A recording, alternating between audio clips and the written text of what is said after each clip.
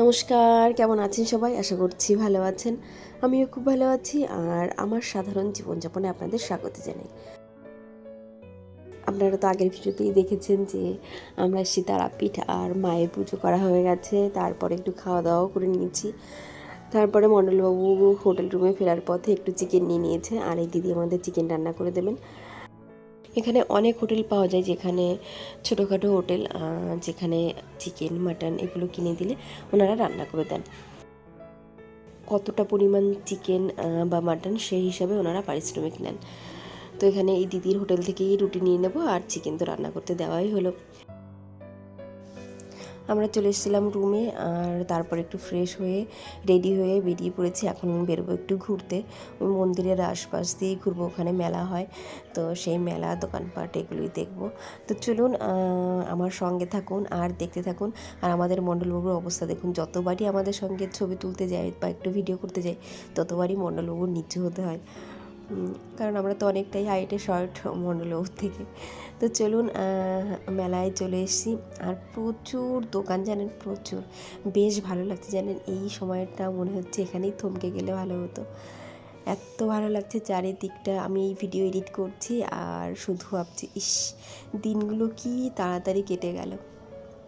তো চলুন আমার সঙ্গে থাকুন আর দেখতে থাকুন।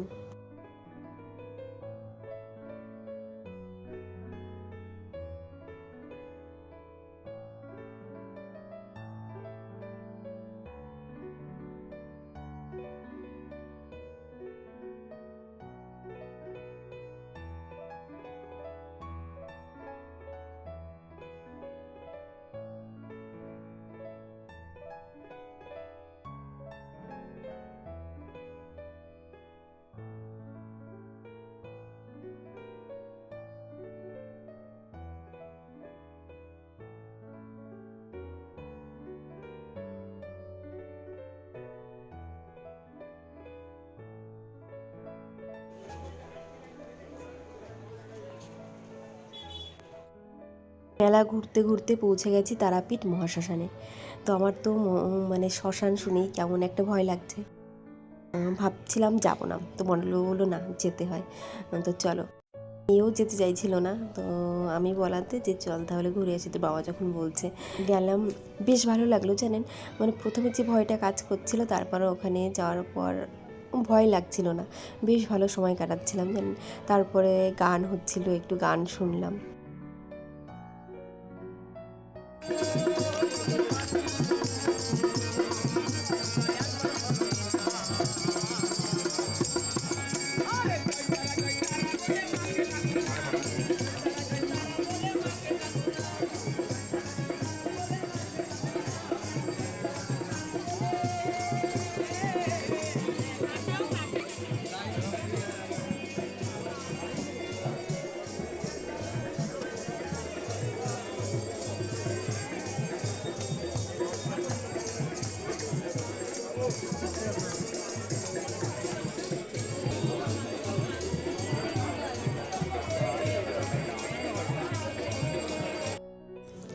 তো আমাদের মেলা ঘোরা হয়ে গেছে, এখন ফিরবো হোটেলে। আর যাওয়ার পথে একটা কাকাতুয়ার সঙ্গে দেখা হলো, তো মেয়ে একটু টুক করে ভিডিও করে নিল। আর আমাদের চিকেন এসে গেছে, লাল লাল চিকেনের ঝোল, ঝোলও না আবার কষাও না, গামাখা গামাখা একটা ঝোল। আর মণ্ডলবাবু আমাদের হোটেলে রেখে গেছে একটু একটা প্যান্ট কিনতে, একটু বলছি, একটা প্যান্ট আনতে গেছে, কারণ মণ্ডলবাবু রাতের পরার জন্য কোনো প্যান্ট আনেনি, তো তার জন্য একটা 3/4 প্যান্ট কিনতে গেছে। আর রুটি আমাদের হোটেলে দিয়ে গেছিলেন ওই দিদি, আমরা মেলাতে গেছিলাম তখনই দিদি এসে রুটি দিয়ে গেছেন, যে রুটি করা হয়ে গেছে, যেহেতু একদম কাছেই, তো ফোন করেছিলেন যে রুটি হোটেলে দিয়ে গেলাম।